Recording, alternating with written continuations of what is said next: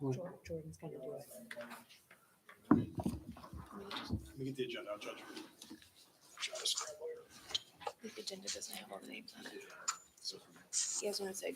Jesus. I'm just gonna take it down time. I have it. You want me to do mine? Yeah, go ahead. Present, we have Chairman Zonderman, Supervisor Puccioni, Council Member Brennan, PBA Rep Jeffrey Relation, Chief Koshan, myself, Town Attorney Elena Finnan, Marina Franchild appears virtually, Dale Black Pennington appears virtually, and also present is John Lemelin. Thank you. I'm familiar with There we go. I'm familiar with what we'll be discussing this evening. And I wanted to make some introductory remarks directed at what we're going to be discussing.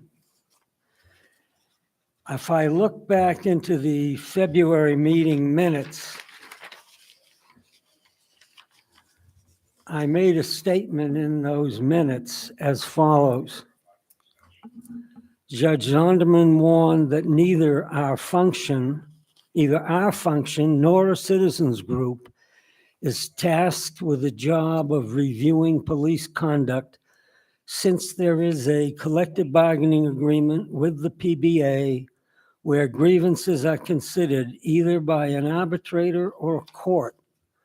We need to have Elena review those existing procedures since this area has many pitfalls. And the second point, Elena, in a recent letter,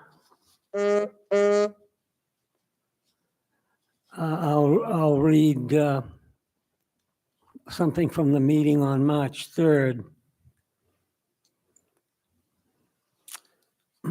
Town Attorney Elena Finnan explained that the Taylor Law was a New York state law implemented to protect union workers and requires that certain topics be mandatory subjects of negotiation. A mandatory subject of negotiation was further explained to mean that with respect to unions, there are certain work-related processes and rights that cannot be unilaterally altered by a municipality, and that such topics must be negotiated with the union before changes are made. Marina stated she would try to get information from Albany and Schenectady regarding their civilian review boards. I just want to make a few comments about the Judge Taylor Law. Zonderman, can I just ask you a quick question before you continue? What was that? Marina That's would Marina like to ask you a Franchild question. speaking. I'll Did you take read- questions. I will take questions when I'm done making my remarks. There'll be plenty of time for you to talk. The Taylor Law, as I mentioned, was 1967. That was 55 years ago. And we've got so used to it now that we don't know that we're really functioning with it every day. It was important because employees were striking, transit car workers, nurses. There had to be a law about regulating strikes, and management had the upper hand back then. And basically, if somebody went on strike, they'd fire them. We come along with the Taylor Law, and that gives the employees. Now, these are just public employees. I'm not talking about private employees. It gives public employees the right to join a union, to vote to join a union, so that they're not single people browbeated by tough bosses, but that they have a group of people to work together and make fair agreements with management. It's run by the Governor's Office of Employee Relations, who picks the arbitrators who come from that side. And the unions, we have many unions, and they have their people, and they get together and they negotiated a contract. And a contract isn't just like repairing a window. A contract is about anything that has to do with your conditions of employment, anything that has to do with your conditions of employment. And I'll give you an idea what I mean by your conditions of employment. The contract presently with the union, it's got 24 different chapters.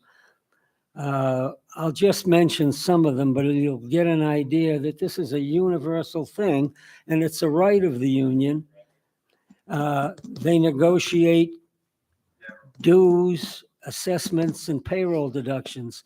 In Article 4, salary and longevity. Article 5, the basic work week, the tour of duty, the extra duty time, overtime, compensatory time. Article 7, they negotiate how many holidays they're going to have. And Article 8, vacations, and then there's sick leave and personal leave, bereavement leave, retirement, the conditions of retirement, how, when it works, insurance and related benefits, uniforms, equipment and clothing, seniority, professional training and improvement courses, the rights of employees, the rights of the Police Benevolent Association, and then they have grievance procedures in this contract. And the grievance and management rights, they have drug and alcohol testing. Anything that has to do with the conditions of employment can be negotiated with a union, and a union can be elected by a majority of vote of the employees. It's really a great thing, but there have been such problems. New York City is the second in the country for union strikes and union strife and problems, so that when we're dealing with union relations, even though this is a small town and we have a 30-person police force, you're pulling on a little string that can be like lighting a fuse and getting into a big area of conflict. Now, just a couple of things in the union contract. The union has a steward. If something goes wrong, if somebody does something that the police don't like, or one person doing another person's job, they complain to their steward. And then the steward comes into the town and negotiates with a labor relations manager or a labor relations representative, and they try to discuss the matter. And if they can't, this becomes part of a grievance procedure. Grievance procedures usually have 3 steps, but in a case like ours, it might not. I don't recall, but basically, if there's still a dispute, and now I'm focusing on discipline, and I'm focusing on the conducts of police officers externally that may be brought to the attention of the people, of the town officials, wherever it is. If there's a warning or a suspension or a discharge or a demotion, any number of things that could happen. The interpretation of an alcohol test. If a person says the person was drunk on duty, there's provisions in a contract to cover all of those things. And you go through the grievance procedure and you cannot resolve it. Either party may then request to go to arbitration. And in these public sector cases, arbitration is governed by PERB, the Public Employment Relations Board. I'm familiar with this because for at least 10 years, I was one of the arbitrators for GOER, and I did public sector arbitrations all around the state, prison systems, whatever it was. A lot of the state agencies, you write the decisions and that's it, unless somebody on either side wants to take it into court and say that my decision is outrageous, but courts don't want to get into those things. They usually support it. But that's a system. And it's, I spent 10 years at General Electric Company before I went on my own as an arbitrator. I used to do the arbitrations for General Electric from Maine to Charleston, South Carolina. If there was an employee they wanted a discipline in Charleston, South Carolina, I'd go down there and run the arbitration and with the witnesses and so forth. I mean, this is not a side issue. I'm not trying to brag. I'm just trying to say this is the standard, and you can't come in and blow it away and say, oh, I want to set up a civilian organization to review the conduct of the police. First of all, everybody's friendly here, so nobody's yelling about it, but there's a contract. There's a contract in place that describes how you handle discipline and so forth, and ultimately it results in an arbitration. And yes, this last formal contract was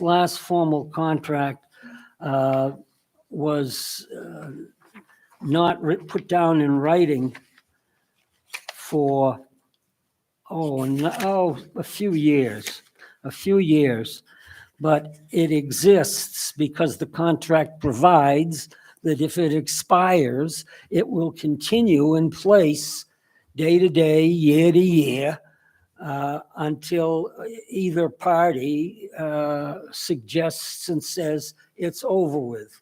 Now, in our case, I believe Elena is aware of some, or supports some of what I am saying. I understand she's already had 1 or 2 negotiating sessions with the union that represents the PBA, the Police Benefit Organization, and that they are working on updating this contract. It's done quietly, but that's the building you're in. That's the cement. This is a public employee situation, and that's what happens. And there is a union, and everything that comes up goes through that procedure. Now, they are working, and they're not going to change very much. I've arbitrated and sat with probably 30, 40 different unions on a shelf. General Electric, their labor contract covered all the GE places in the United States. And my name was in the contract as one of 24 arbitrators that rotated and did all of their arbitrations. And it was about a lot of things. I should have got that job because I'm the most senior person. You and the other guy got it. Well, he's better at this. And then you got to convince an arbitrator that you don't just go by seniority, or you got to read the words of the contract. It applies in lots of different areas. That's why I know we have people that are very enthusiastic about avoiding discrimination of all sorts. I'm strongly in their corner. One of the things I had to do when I was at GE as a labor attorney, it was my job to give lectures to all the shop foremen and tell them that we have this new law about sexual discrimination. I think it was 1974 that you couldn't have discrimination against females, or you couldn't have a workplace. And these guys who are running machines in this all-man place, they didn't understand what that meant. They still had their Playboy cutout on their lockers, and those things would be disturbing and making an uncomfortable workplace for the females they were now encouraging to come in. So I used to have to meet with these people and give them the lectures on what the law said and what to do and not to do. I'm not trying to explain a resume. I will just say that when your prior attorney, Mr. Briggs, nominated me to be chairman, it was a total surprise to me. I didn't ask. I volunteered to be in the committee. But what he said was maybe 3 or 4 little things. He said he's a lawyer. He's a labor lawyer. He's been an arbitrator. And not to mention that I was the town judge in this town for 12 years. Now, and I'm willing to volunteer. I don't want to control things. I really just don't want to see you going off into a direction where you're going to get into trouble. I know how enthusiastic Marina is. I know she wants public committees which will review directly what the police does and think if penalties are appropriate. And I try to say it mildly back in the February meeting. You're running into an area, but we're still going in that way. And I just don't want us to spin our wheels and do a lot of work when we find out, oh, you can't have this committee do this or do that. It's okay to create a committee, but you have to do it with the knowledge of what's in the collective bargaining agreement. You have to do it with the consent of the union. And if through some remote chance we would ever have a committee outside that reviews disciplinary actions of what takes place here,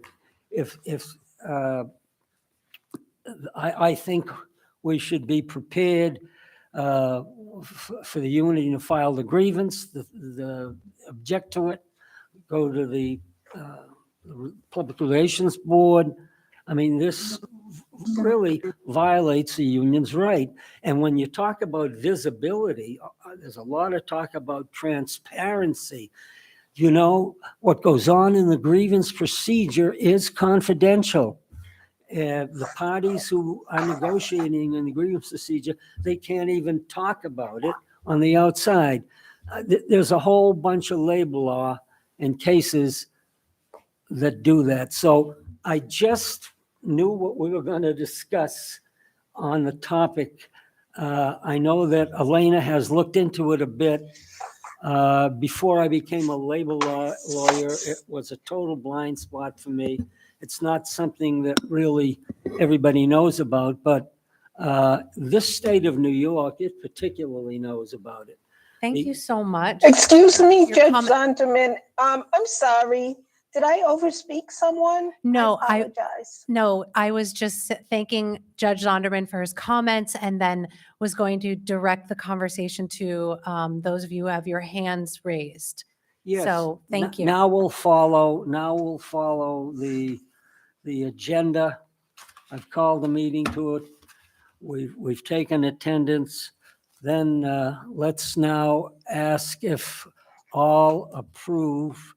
Judge Zonderman, I have my hand raised. With all due respect, I would just like to make a couple of follow-up comments. Sure, briefly. go ahead. First of all, we're charged with reviewing recommendations that have already been made upon a review and inspection of police practices within the town. And at this time, we're charged with the obligation of having those recommendations implemented. The discussion regarding civilian review boards has actually resulted in a recommendation that a civilian review board established in this town would not have the ability to discipline or oversight over those particular practices that you just mentioned. A document was sent out, it was drafted, and I would just ask that you review that before making any additional comments. We will certainly, and we can certainly discuss it further tonight, but we have drafted a document with recommendations that would be consistent with the recommendations that were made in the document or within our charge. That's it. That's all that I have to say at this point. Marina, do you have anything to say? Yes, I have a lot to say. I want to talk, before I talk about the Civilian Review Board, I want to talk about procedure. And I don't quite know how to say this so it doesn't come across snarky. I don't mean to be snarky. I'm very respectful. We have an hour together. People that are on this committee have varying degrees of experience, credentials, expertise. So, but we're all peers. On this particular committee, this implementation task force, we're all peers. I am struggling with the fact that Judge Zonderman, that you are the chair, but I don't think that it's appropriate, this is just my opinion, for you or any other chair to go outside of the agenda and talk about your feelings about any issue outside of the agenda, and then you start the meeting. I actually don't think that's appropriate at all. Secondly, I doubt if you read what was distributed. So just like you want to be respected for your expertise and serving as town judge and all of the things that you've done, I also want to be respected for the hours and hours that I put in to trying to push this, the 150 some odd recommendations forward by October. So I feel a little bit disrespected that you did not read what I wrote, because it clearly says in black and white that the Taylor Law is not part of any recommendations that we have. We paid attention to what Elena said. I looked up the Taylor Law. I'm not an attorney. I never even heard of the Taylor Law. I work with Chief Cochan. I work with Jeff. I work with Dale, who's a judge. And the Taylor Law is not part of what we are recommending at all.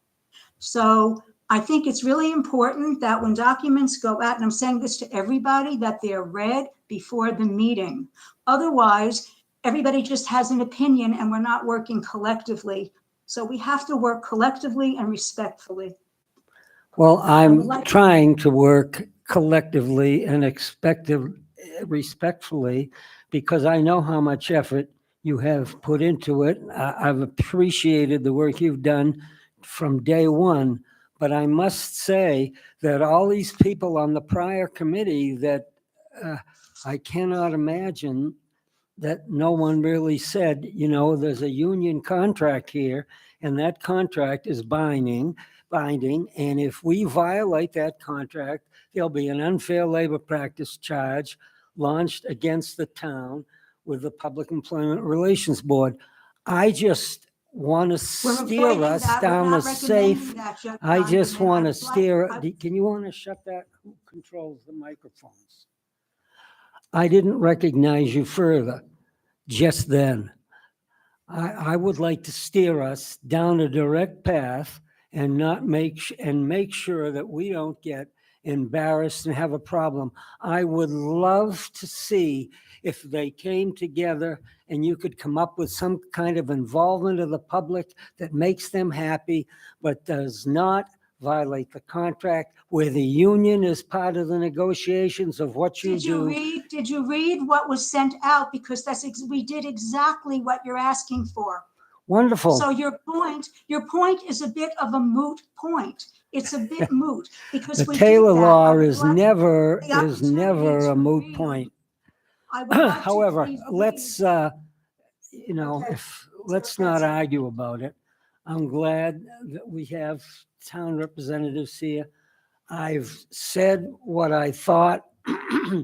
I'm doing it because I don't want to see, I've put in a lot of time with this town myself. You know, you say you've done a lot of work. I spent 12 years getting called out at 3 o'clock in the morning to arraign people and try to keep this town safe. And yet I come here and someone writes a set of minutes which disapproves my absence. I don't need anyone, if I'm chairman, to approve or not approve my absence. But I want this to work out. I want it all to go together. I meant it only in the beginning as a slight warning. I only did it now because everybody's ignored my warning. I mean, let me tell you again, now that we know what we're talking about here. These are the February minutes. Judge Zonderman warned that neither our function nor a citizens group is tasked with the job of reviewing police conduct, since there is a collective bargaining agreement with the PBA where grievances are considered by either an arbitrator or a court. We need to have Elena review those existing procedures, since this area has many pitfalls. I recalled a time when Schenectady appointed a retired judge, I knew his name and I forgot it, as police commissioner to be at the top of discipline.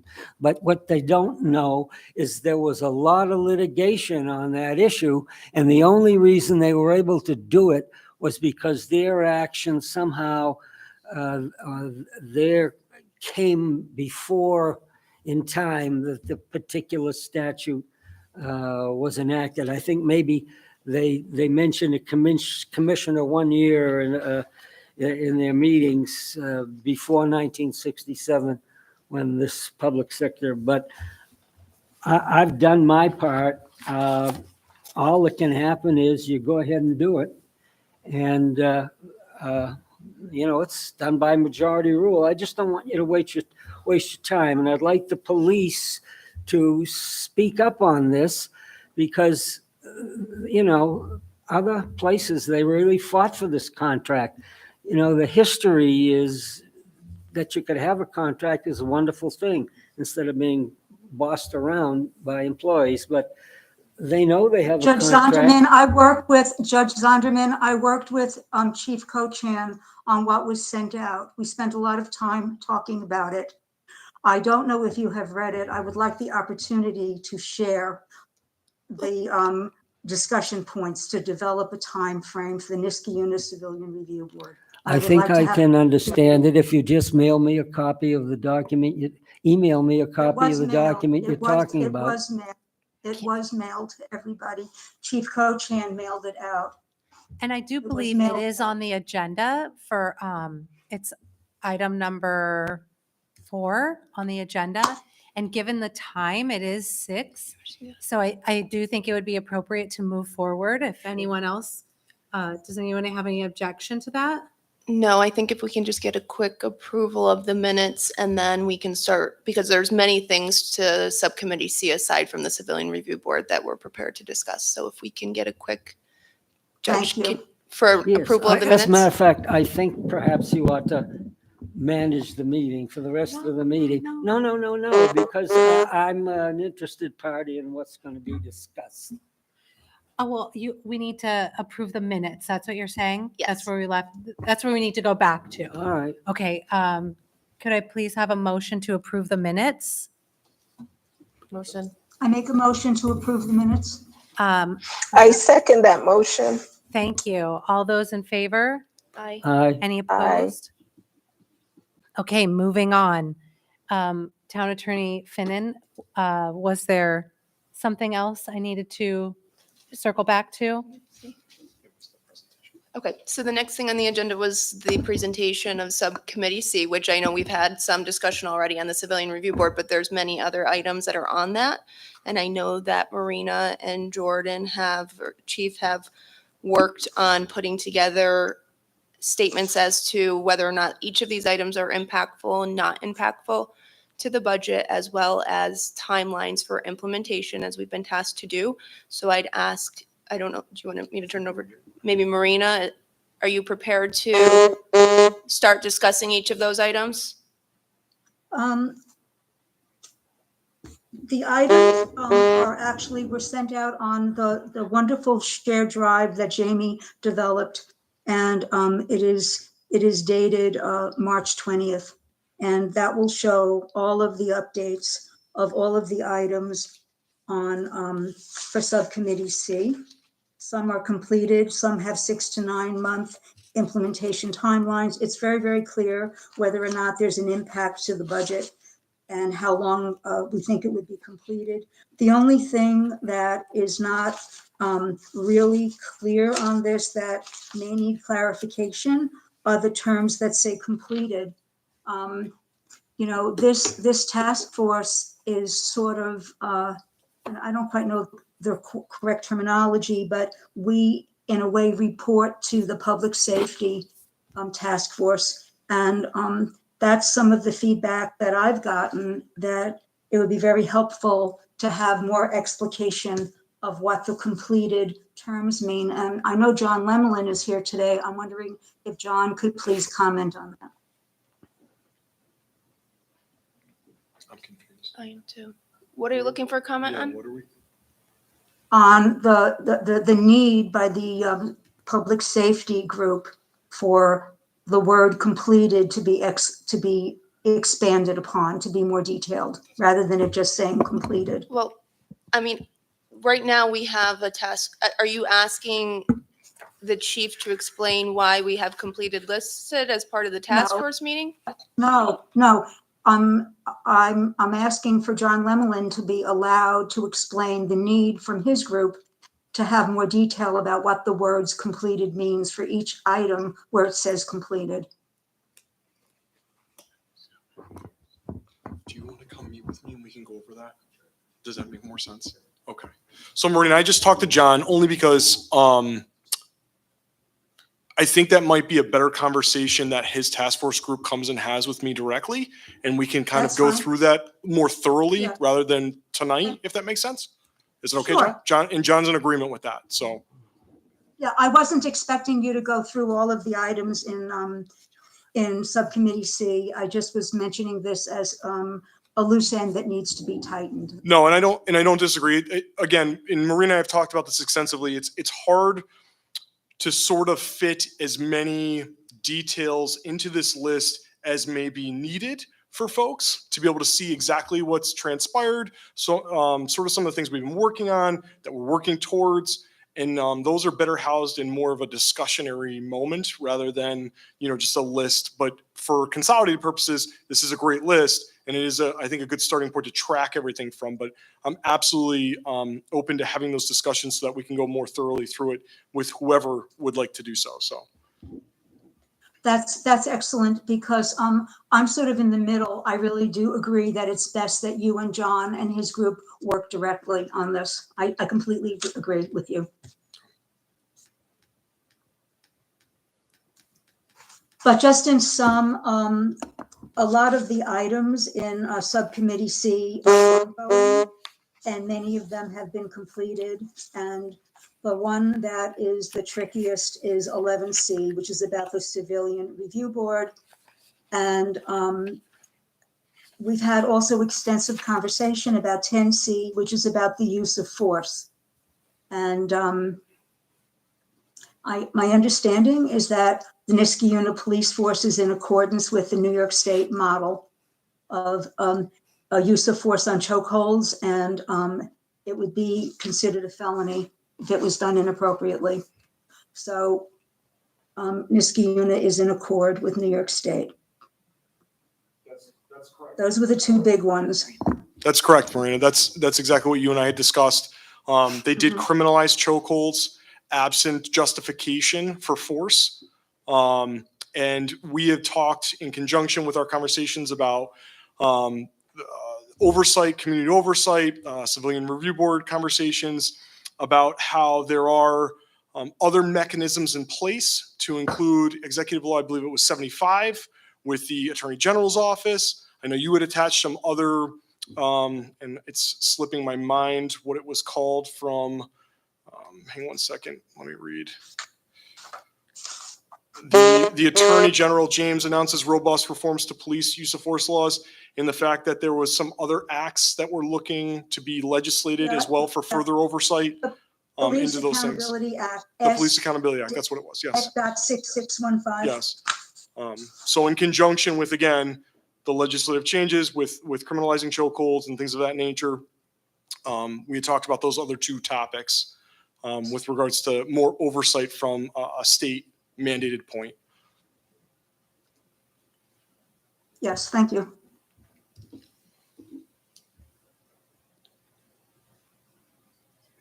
Marina, do you want to speak now? Do we want to just sort of talk about the discussion points that we created and go through them Yes. quickly? Because that seems to be probably the biggest topic absent 10C that we just discussed.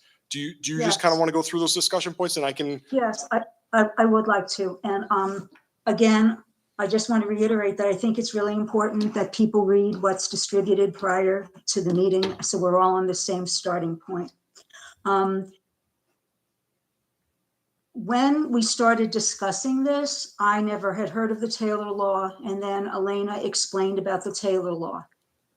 So I realized that there was a lot to know about civilian review boards, the types of civilian review boards, and it was really important to figure out what we wanted.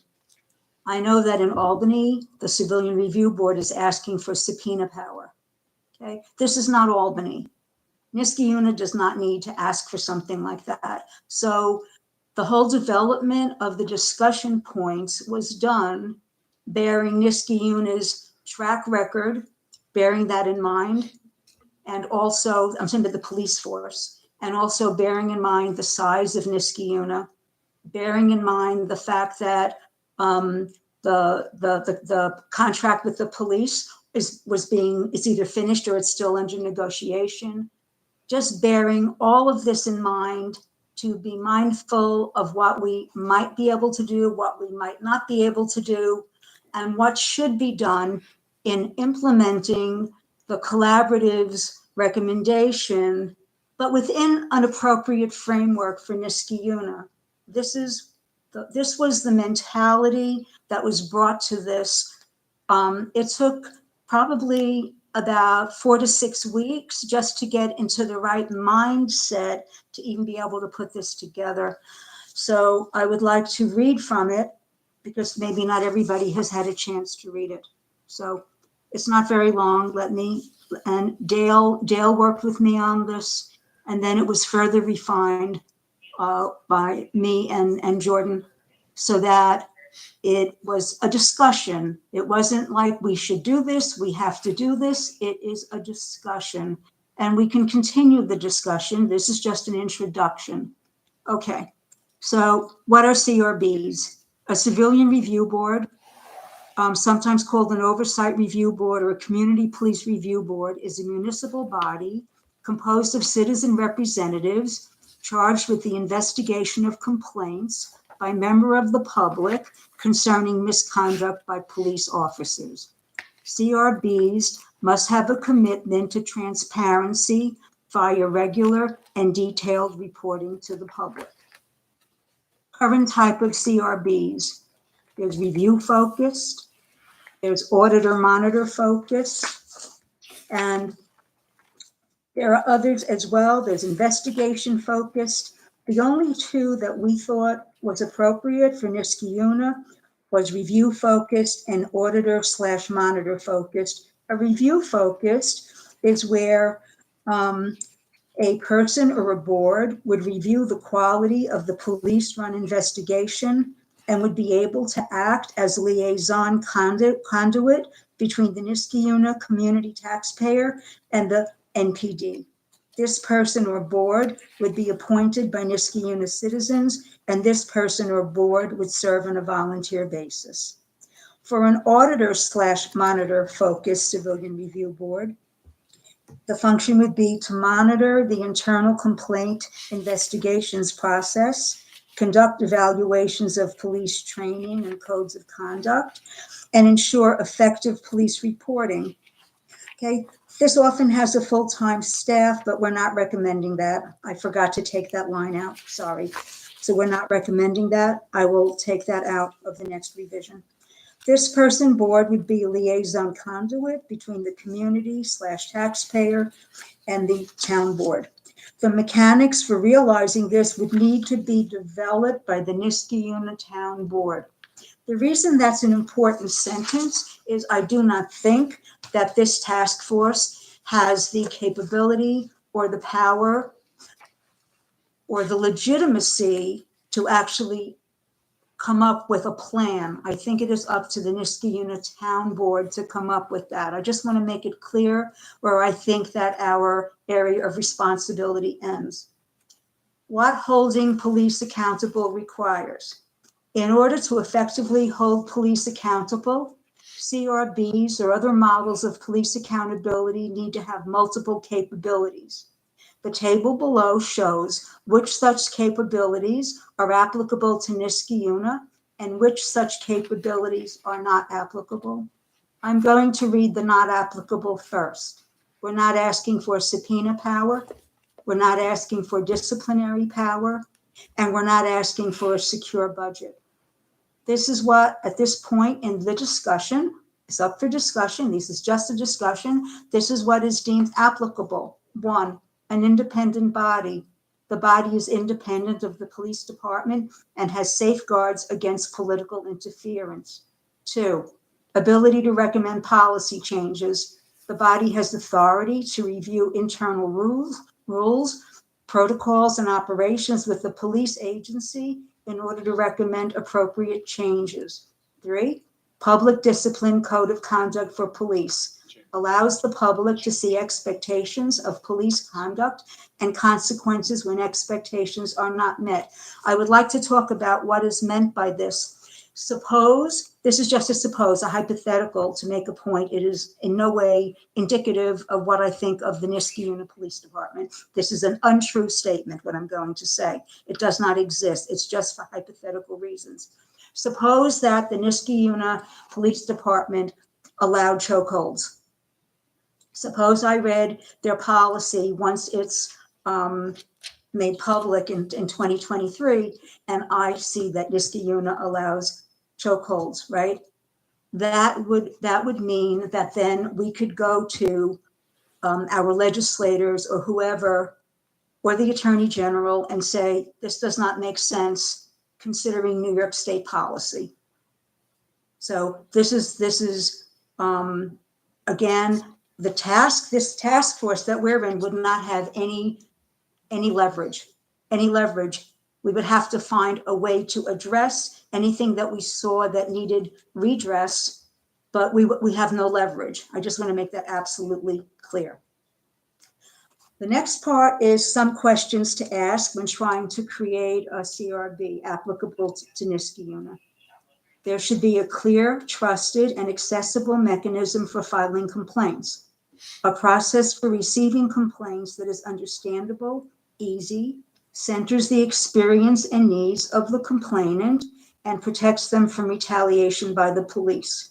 We need to understand, bullet, what is the current process for filing a police complaint? Bullet, is there access to information data on complaints received? Bullet, what do law enforcement agency contracts dictate with regards to discipline and accountability?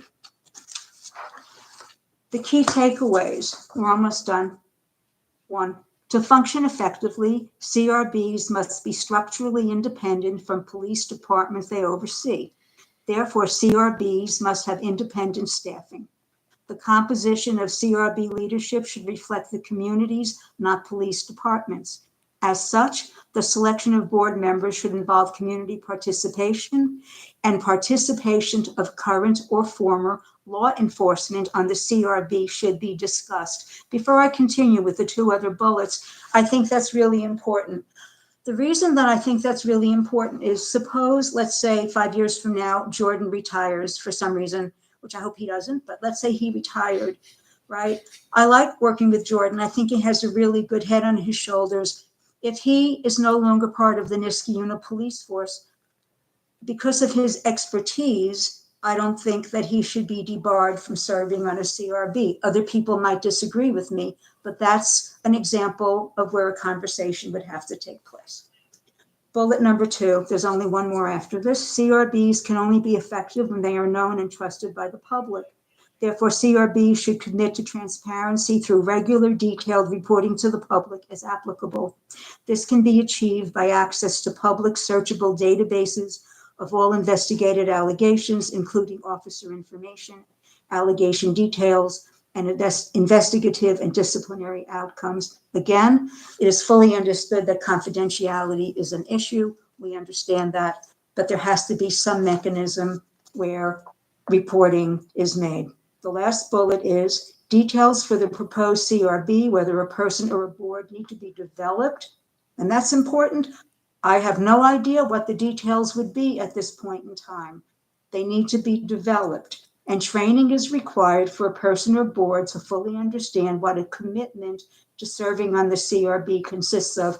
That's really important so that if somebody volunteers and is, let's say, approved by the town, there's no public outcry, the person is nominated for whatever reason and accepted, and then they decide 2 months later, wow, this is more work than I realized, I have to leave. We have to make sure that that doesn't happen. I want to address the Taylor Law.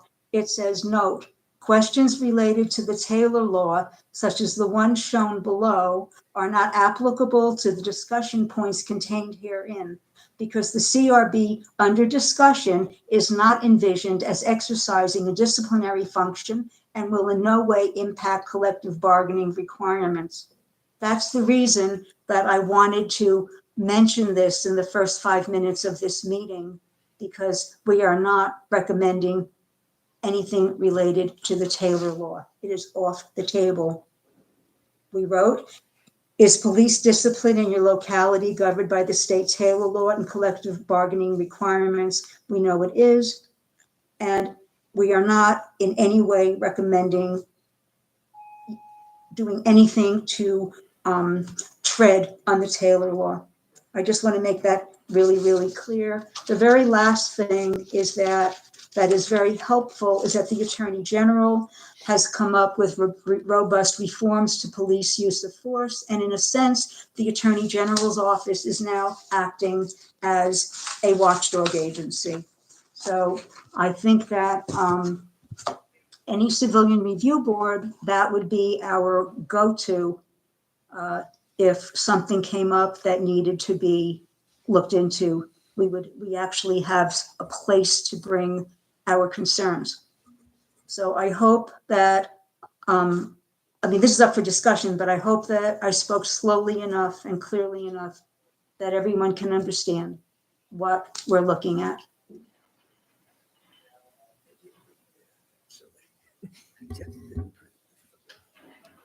Well, I would just like to say thank you to Marina and Dale and Chief Koshin, because it's clear you put in a lot of thought and effort, and you were very collaborative in your work. And I want to thank you for that. Thank you all. Thank you. Let me just note, when you started to hum that tune, it was familiar. I did read that. I did get it. And I was starting to go through it and highlight in yellow are the things I think I would comment on it or not. But I think it was a PDF document, and I started having trouble making changes to it, so it stopped me cold. That would be something that would be good to discuss. I thought the portions that outline what was applicable were, particularly useful. The fact that you're recommending it should be an independent body and that it should be allowed to recommend policy changes. I think those are very, a great place to start. And I'm wondering if anyone else has any comments. I'm back on, sorry. I also want to just thank Marina and Dale for doing all this legwork. I really didn't contribute other than giving my insights to sort of bridge gaps for certain things.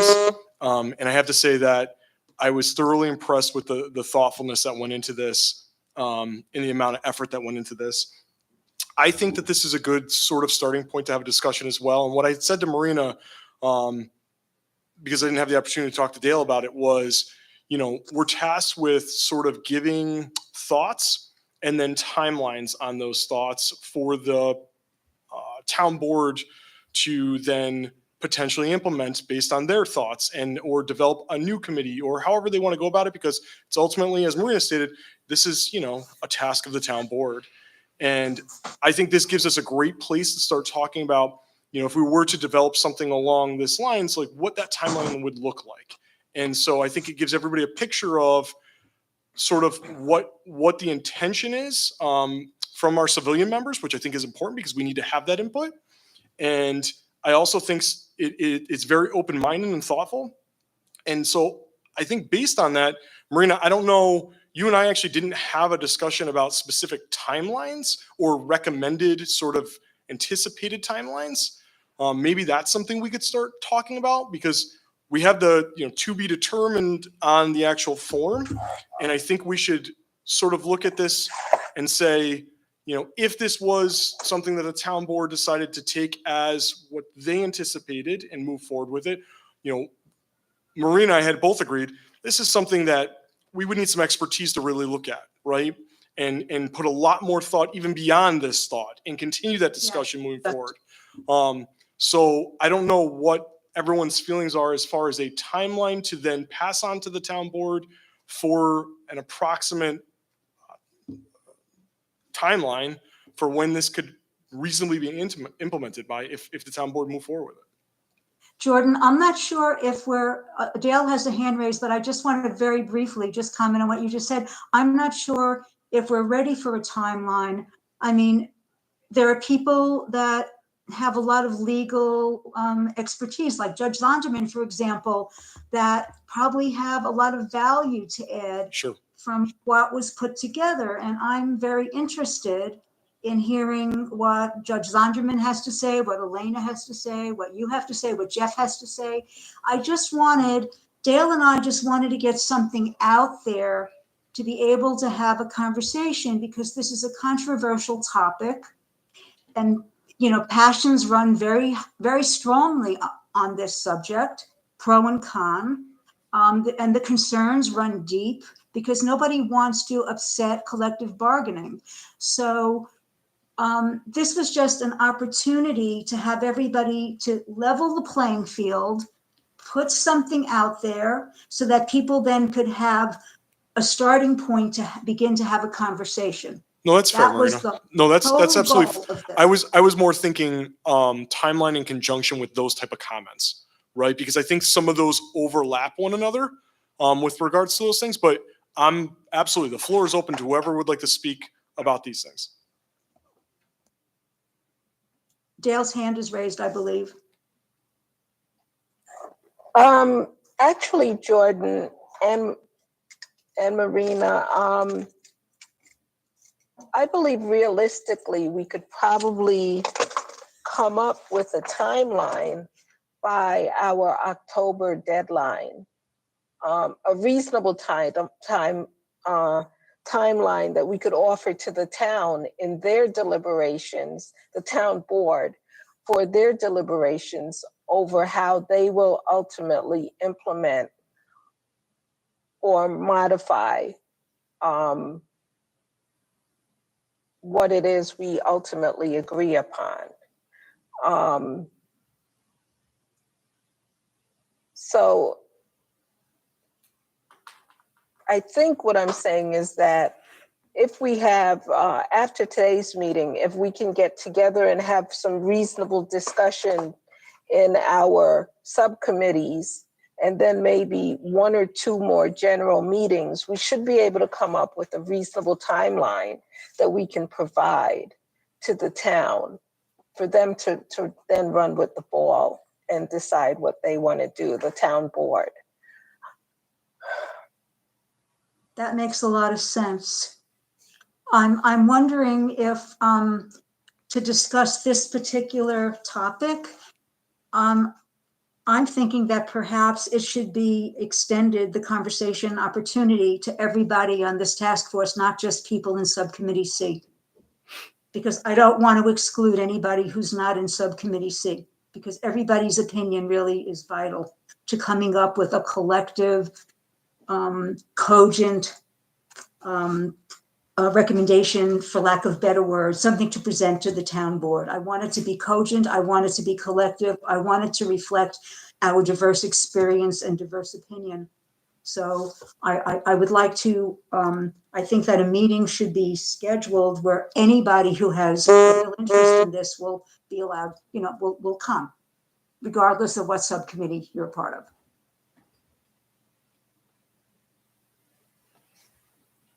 So is the Does anyone have any recommendation objection to to that? try to schedule an additional meeting, Marina?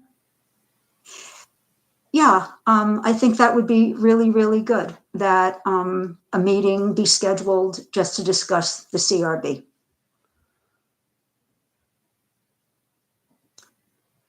But we want it to be an informal meeting, you know what I'm saying?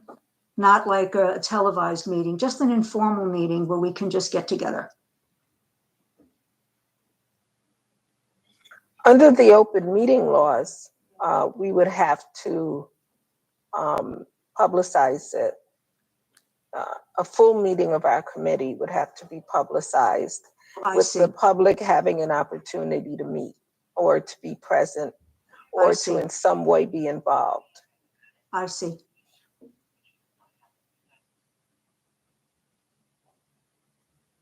Does anyone have any recommendations then on how to proceed? Perhaps what we can do is continue on. I know that there is some discussion. We have to obviously have all of the subcommittees present, have any questions answered. So perhaps we can move on to the next subcommittee, and then towards the end, while our subcommittees are meeting towards the end. So let's say next month is May. I don't know which subcommittee would be ready to go next, but if it was D, and then June is A, July is B, and then we kind of circle back to the open-ended for the continued discussions on these items, and then Subcommittee C can continue to meet as necessary. Does that make sense to anybody? Yes. Well, Oh, go Yes. ahead, Marina. may I just ask a question? If Subcommittee C met, which is not the full committee, and if we invited Paul, is that okay to meet informally? Well, Subcommittee C already has 4 people, so that would be 5. What is a quorum? Oh, I see. So you have to have four or less, right? Right. I know that's what I was trying to find out. Okay, thank you. What's the total board? Well, the whole purpose of, there are other ways to communicate. And I think so long as the information is out there, all members of the task force can communicate via email or other transmissions and submit their That's true. comments, and we can go back and forth. That's the purpose of putting the information out there and having this, we have a month between each meetings. That's more than enough time, I believe, for us to give feedback to one another electronically, over the telephone or otherwise, Yes. and deliberate and then present during the full meeting. Yes, that's true. That makes sense to me. So Paul, would you be open to sending us your concerns and your comments so that we could talk about it, or having a phone call or something along those lines? Whatever you want, I'm interested in contributing to that discussion. I think I do have those things, but just to make sure, if you could email me another copy of what you're talking about, then I'll find a better way to go over it and comment on. In other words, 2 or 3 lines of one is perfect, but at the 4th line, I didn't, I'd be glad to do that. I think it's important to do that. Thank you very much, because we really do value your expertise. There's no question about that. And Thank Judge, you. I've asked Jordan to print a copy for you before you leave too, so you can have a hard copy. Good. Okay. So, given the time, I'm also wondering, like moving forward. Can I just touch on something quick? So Elena had suggested that maybe Group D, we have discussions next month about Group D. I just want to point out, so one of our committee members did have to step down due to some family concerns and some other things going on. And Group B just so happens to be now just me. So I don't know if somebody else wants to sort of join me, because I don't know that my review of an entire section would be appropriate All right. without some more discussion points. You twisted my arm. I'm not on a subgroup, so I've been exposed. I guess I have no choice. I have to join it.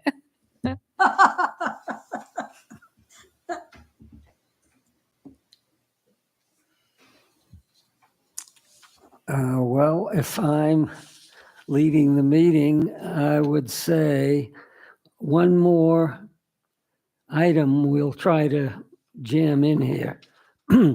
We have the discussion of assignment of a secretary from duties moving forward. I remember, Chief, we had one discussion a while ago when you said there might be a possibility of your secretary, your daytime secretary, be willing to do that. Is that still alive, do you think? I think we can facilitate something. I'll type up. They may not be as thorough as some other folks, but I'm going to help do the minutes. Yes. And I'll have Christine O'Brien assist me with that, if that's okay with everybody. Okay, she's an employee in your office. Yes. Is there anything else we want to discuss before we adjourn? Does anyone want to make a motion to adjourn? Excuse me, Judge Zonderman, this is Dale. I'm willing to volunteer to draft the agendas in the future for our future meetings. Thank you, Dale. Thank you, Dale. Thank you, Dale. Yeah, Thank you. thank you. And at this time, I'll make a motion to adjourn then. Is there a second? There's a second. Seconded. All those in favor, say aye. Aye. Aye. The meeting is Aye. adjourned. Thank you very much. Thank you, everyone. Thank you.